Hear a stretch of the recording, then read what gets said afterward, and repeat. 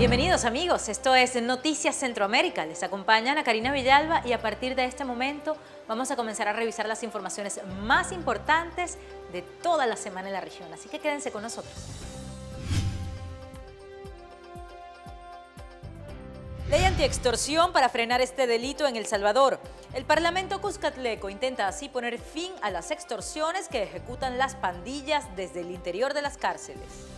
Cualquier persona puede hoy llegar a la policía, a la fiscalía o a los tribunales a decir que sabe, que conoce sobre algún delito de extorsión. Investigadores advierten a las autoridades de Costa Rica por el estancamiento en los niveles de empleo. En Panamá, el Ministerio del Trabajo asegura que la construcción es la actividad económica con mayor número de contrataciones en el año 2015. Las omisiones del Estado en materia de consulta a pueblos indígenas y afrodescendientes desconocen la relación de nuestros territorios y estructuras sociales. Estas fueron las anomalías que denunciaron ambientalistas y miembros de la sociedad civil de Nicaragua ante la Comisión Interamericana de Derechos Humanos por la construcción del canal interoceánico. El gobierno se defiende de las acusaciones de hermetismo y destaca los beneficios que traerá la megaobra. El Gran Canal Interoceánico permitirá alcanzar niveles de crecimiento económico entre 8 y 12%, por lo menos duplicar el Producto Interno Bruto actual, generar 50.000 empleos directos durante la fase de construcción, 200.000 empleos directos durante la fase de operación. De acuerdo con el Barómetro de las Américas, los ticos son los ciudadanos del continente que brindan más apoyo al sistema político. El estudio revela que durante las elecciones del 2014, los costarricenses recuperaron la confianza en el sistema electoral y se volvieron más intolerantes hacia quienes piensan diferente en aspectos políticos. Son mucho menos excepcionales los costarricenses cuando ven tolerancia. Ahí no se distingue mucho de otros países de Centroamérica. Y también les contaremos cuál es la mejor ciudad hispanoparlante del mundo para vivir o echar raíces si usted desea salir de su país por trabajo, estudio o migración. Estas y otras informaciones en esta edición de Es Noticias Centroamérica.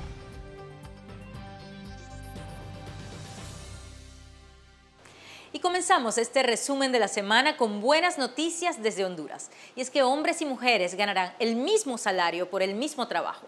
Así lo aprobó y decretó el Congreso de la República, que acaba de este modo con la discriminación de género en este país centroamericano. Una mujer hondureña recibe un 22% menos en su cheque a fin de mes, a diferencia de un hombre que realiza las mismas tareas bajo las mismas condiciones en un empleo prácticamente igual, lo que podemos traducir en que una mujer debe trabajar 37 días para ganar lo que un hombre gana por solo 30 días de trabajo. Esto llevó al Congreso Nacional a aprobar, tras los 3 debates obligatorios, la Ley de Igualdad de Salario, que promete que hombres y mujeres ganarán la misma cantidad de dinero por el mismo trabajo. Dentro de la nueva ley, que fue presentada por el diputado nacionalista Antonio Rivera, resalta que en caso de incumplimiento por parte de un patrón, se expondrá a una multa equivalente de 3 a 5 salarios mínimos, además del pago del porcentaje del salario evadido a una persona, hombre o mujer, que fue discriminado por su género. Esto será responsabilidad directa del Ministerio de Trabajo, sin importar si la falta se comete dentro del sector privado o público.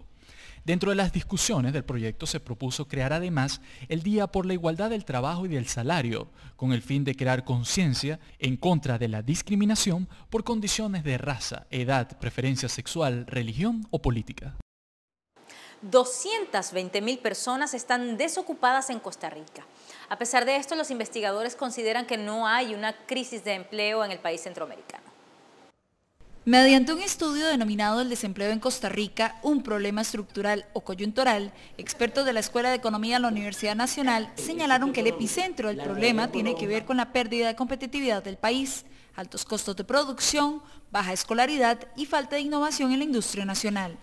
Sin embargo, señalaron que la tasa del 10% de personas desocupadas que se mantiene en Costa Rica desde hace 4 años no representa una crisis laboral en el país. No estoy diciendo que no haya cambios en la estructura también económica que nos diga que tenemos que ir haciendo nuevas tipificaciones y creando nuevos tipos de empleo en la estructura económica. Pero tenemos los dos sistemas funcionando, el ciclo de negocios y el ciclo económico, que generan algunas expulsiones en algunos sectores claves. Entonces realmente el sector público está teniendo una dinámica diferente con respecto al sector privado, que está precisamente mostrando esas variaciones, esos altibajos que hablé en el mercado de trabajo.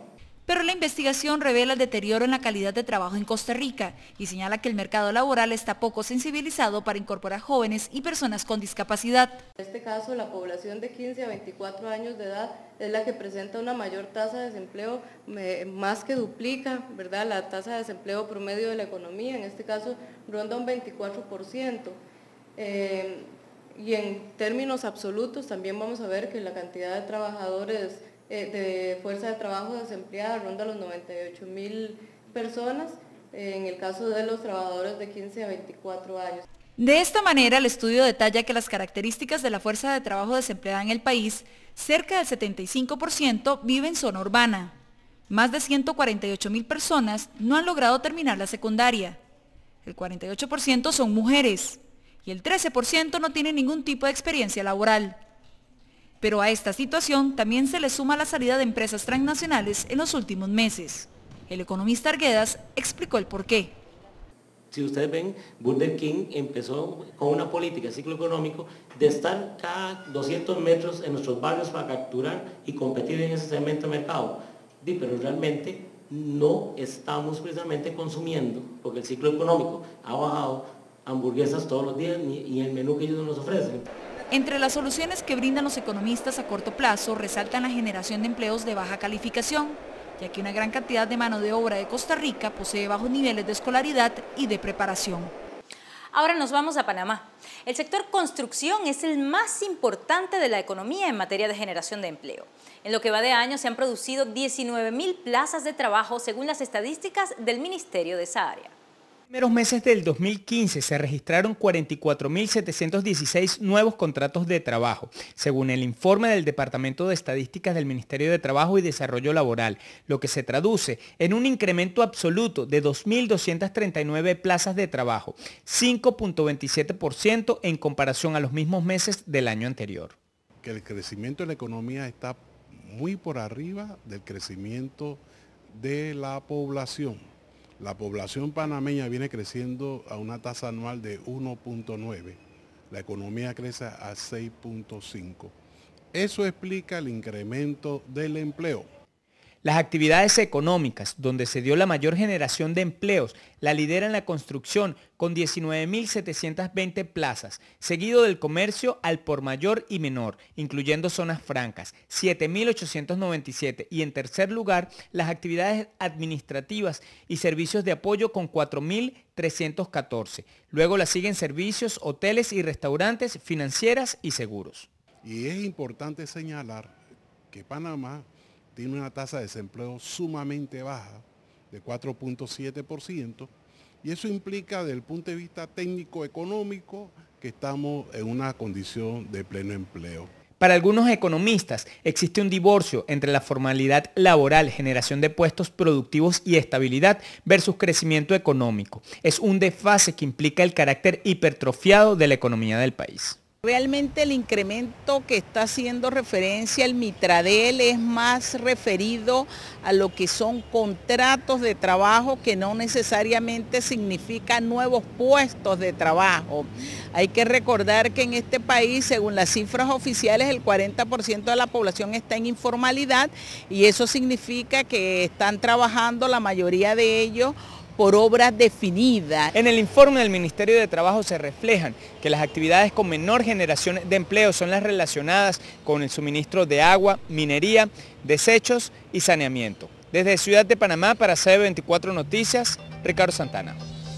Al regreso de estos compromisos comerciales, les contamos las denuncias que han hecho representantes de la sociedad civil en Nicaragua ante la Comisión Interamericana de Derechos Humanos por supuestas violaciones en la construcción del canal interoceánico.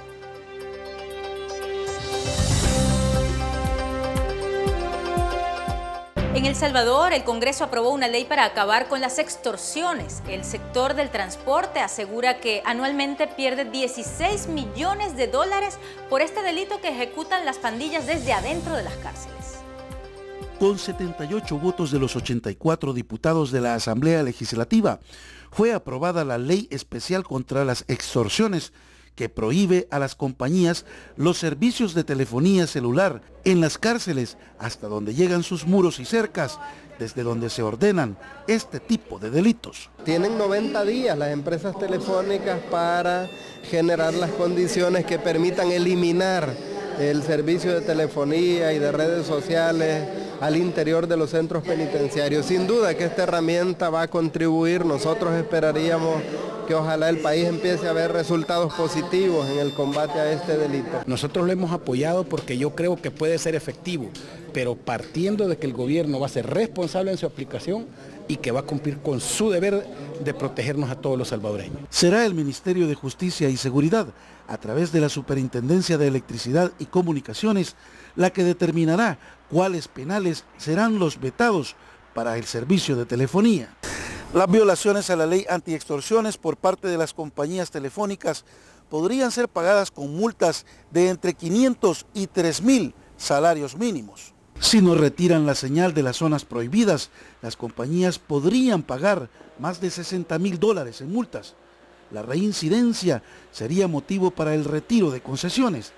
A los extorsionistas les caen penas de entre 8 y 15 años de cárcel. Cualquier persona puede hoy llegar a la policía, a la fiscalía o a los tribunales a decir que sabe, que conoce sobre algún delito de extorsión que se lo están cometiendo contra cualquier persona. Es decir, será un delito perseguible de oficio. La normativa especial no contempla la pena de prisión para directores o empleados de las empresas de telefonía, tal como lo planteaba el documento original. Solo el sector de transporte de pasajeros reporta $16 millones en pérdidas anuales por las extorsiones. Por su parte, el Consejo Nacional de la Pequeña Empresa de El Salvador y la Sociedad de Comerciantes e Industriales Salvadoreños aseguran que el 79% de las micro y pequeñas empresas sufren por las extorsiones a nivel nacional. En San Salvador, Iván Manzano, CB24 Noticias.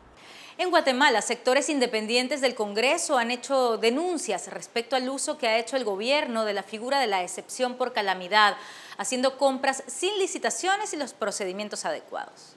La bancada independiente Encuentro por Guatemala fue muy categórica al señalar abuso de la figura de excepción, incurriendo en varios delitos, los cuales ya fueron denunciados ante los órganos jurisdiccionales competentes. Fraude con aprovechamiento de calamidad, ese es el delito de fraude con aprovechamiento de calamidad, porque sí sentimos que lo hay.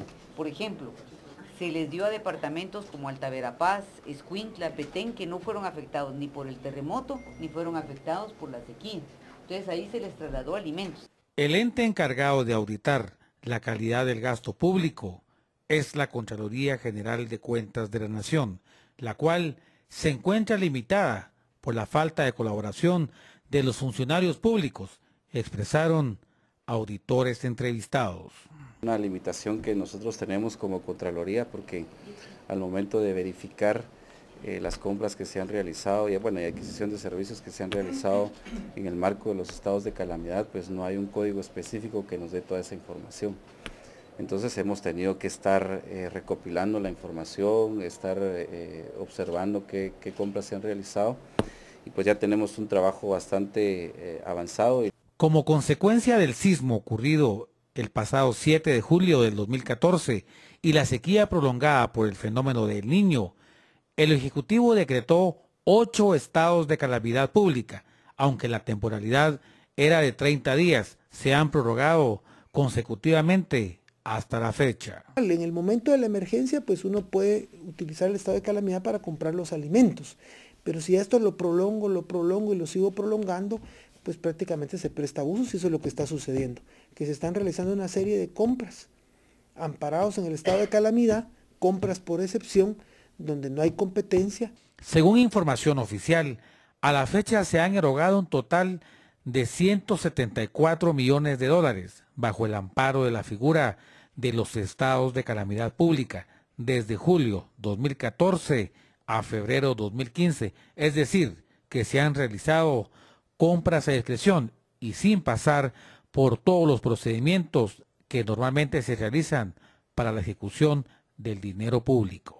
Nosotros hemos reiterado en diferentes plenos y por supuesto cuando se entra a conocer el estado de calamidad de la violación que ha existido en el procedimiento de los estados de calamidad, precisamente porque ya sea generalmente utilizan las comisiones para poder continuar con las compras que el Estado está realizando. Uno de los detalles que más le llama la atención a la ciudadanía es que los diputados solo se han reunido 3 veces durante los meses de enero y febrero en lo que va de marzo y precisamente la última reunión sea para ampliar el estado de calamidad. Desde Guatemala, Gerardo Montenegro, CB24 Noticias. Poca viabilidad económica y ambiental, así como falta de información transparente por parte del gobierno son las denuncias que hacen representantes de la sociedad civil de Nicaragua ante la Comisión Interamericana de Derechos Humanos de la OEA. Varias organizaciones civiles denunciaron al gobierno de Nicaragua durante la sesión de la Comisión Interamericana de Derechos Humanos dedicada al proyecto del Gran Canal Interoceánico. Los daños al medio ambiente por la falta de un estudio de impacto sobre la flora y fauna alrededor de la ruta que recorrería la vía interoceánica y la inviabilidad del proyecto fue uno de los ejes que los peticionarios abordaron durante la sesión. La ruta anunciada del canal afectará directamente 7 áreas protegidas y significaría la destrucción de aproximadamente 193.000 hectáreas de bosques diversos. Si el gobierno hubiera aplicado los parámetros y metodologías existentes en nuestra legislación ambiental, habría constatado que este proyecto no puede ejecutarse por su alto riesgo.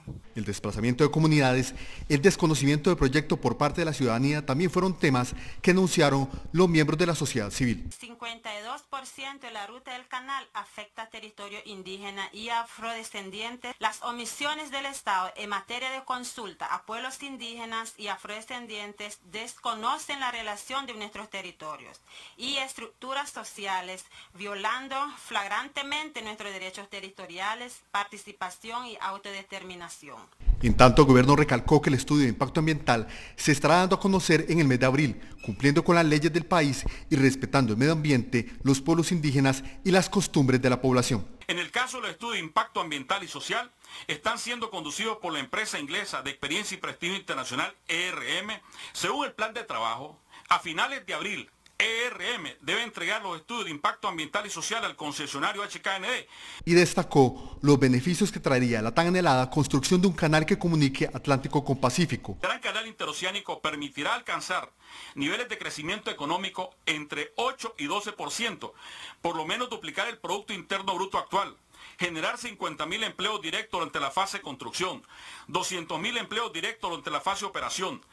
Aunque la sesión se prolongó por más de una hora, quedaron muchas interrogantes por responder, como las razones de gobierno para no realizar el estudio ambiental antes de la aprobación de la concesión y el porqué de las autoridades para no realizar una consulta previa a las comunidades que se verán afectadas por la mega obra. Al regreso de la pausa les informamos las conclusiones del último Barómetro de las Américas.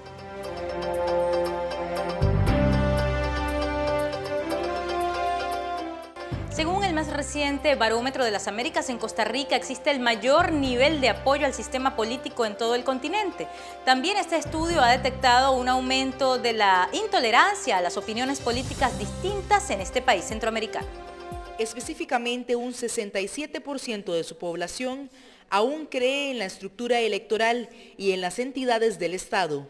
Esa cifra lo ubica a la cabeza de la lista y lo convierte en el país del continente con el mayor nivel de apoyo a la democracia. Esta tendencia no presenta gran variación en los últimos 10 años, pero si retrocedemos a los años 80 y hacemos una comparación, se refleja una caída bastante considerable. ¿A qué se debe el deterioro del apoyo al sistema político con el pasar de los años? Mire, en los años 80 había un momento muy especial en la historia de Costa Rica y de Centroamérica, hay que decir. Estamos en los años de las guerras civiles en varios países de la región, peligro de vernos arrastrados a esos conflictos, cientos de miles de muertos, millones de desplazados. En ese momento hubo un movimiento muy fuerte en la ciudadanía costarricense de apoyo al sistema político democrático. digamos, como nunca antes y es en realidad en niveles muy excepcionales. El estudio tomó en cuenta dos variantes, la creencia en la estructura electoral como tal y la tolerancia de los costarricenses hacia quienes piensan diferente en temas políticos o respaldan a otra agrupación política. Es en ese aspecto donde Costa Rica cae. Un 47% respetan otros ideales políticos, el restante los rechaza. Son mucho menos excepcionales los costarricenses cuando ven tolerancia, ahí no se distingue mucho de otros países de Centroamérica. Entonces, en tolerancia, nivel de tolerancia se parece más a Centroamérica. Aunque en el último proceso electoral celebrado en 2014, se reflejó una recuperación del apoyo democrático y se regresó al promedio de los últimos 10 años, después de que en 2012 se presentara una caída al respaldo de la política. El año anterior marcó el nivel más bajo de toda la serie histórica. En una valoración a nivel centroamericano, claramente Costa Rica también ocupa el primer lugar, mientras Guatemala ocupa el último lugar. Y al mismo tiempo, esta última nación también se ubica en las más bajas posiciones de Latinoamérica. El estudio Barómetro de las Américas llegó a las anteriores conclusiones después de entrevistar a 50.000 personas en 28 países del norte, centro y suramérica y algunos países del Caribe, para posteriormente comparar los resultados. Incluso otros países de Centroamérica cuentan con mayores niveles de tolerancia política que los mismos ciudadanos costarricenses. En San José, Costa Rica, Angélica López, CB24 Noticias. De inmediato revisamos la agenda informativa en Es Noticias Centroamérica.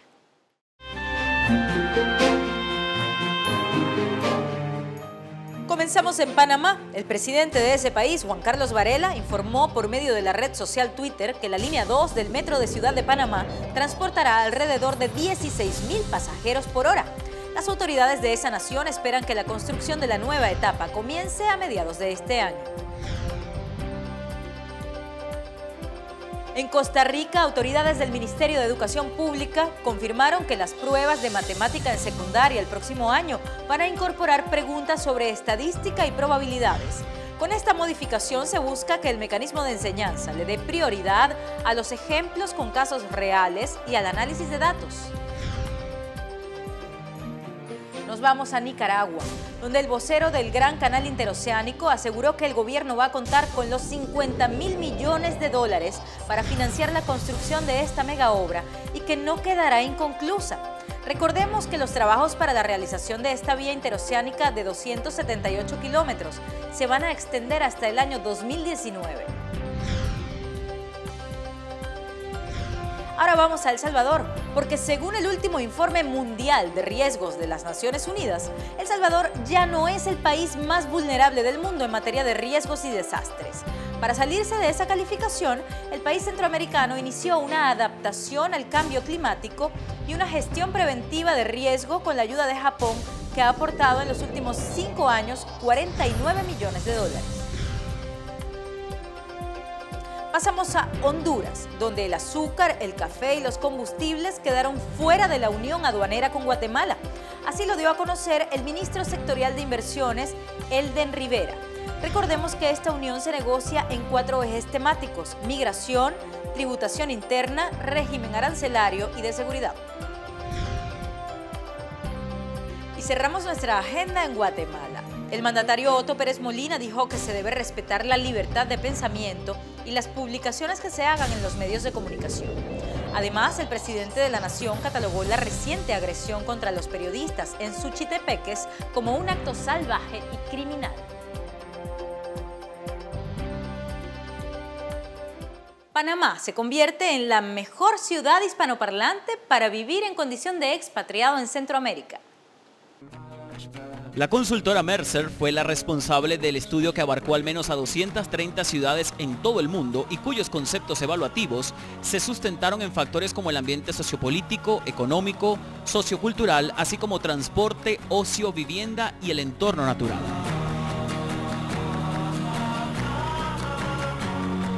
Es así como surge la siguiente lista de urbes que le permitirían a cualquier ciudadano del mundo adaptarse a su entorno y vivir mejor o igual que en su propio país.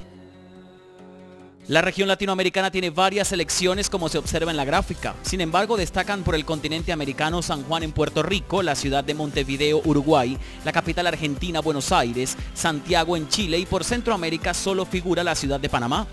Es importante destacar que la posición que se señala corresponde a la evaluación hecha dentro de las 230 urbes en el planeta, entendiendo que mientras más cercana a los primeros niveles son mejores las condiciones que ofrecen las personas en calidad de expatriados.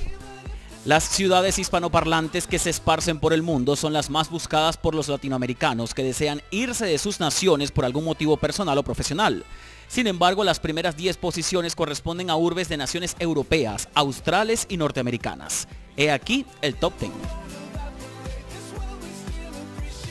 Como podemos observar, dentro de las mejores 10 ciudades del mundo para vivir, destacan 3 alemanas. Y es que la nación germana alberga a sus 3 grandes centros poblacionales en este conteo. Una condición interesante según los analistas debido a que Alemania es un país con condiciones culturales muy arraigadas y donde según muchos piensan existe xenofobia a los latinos.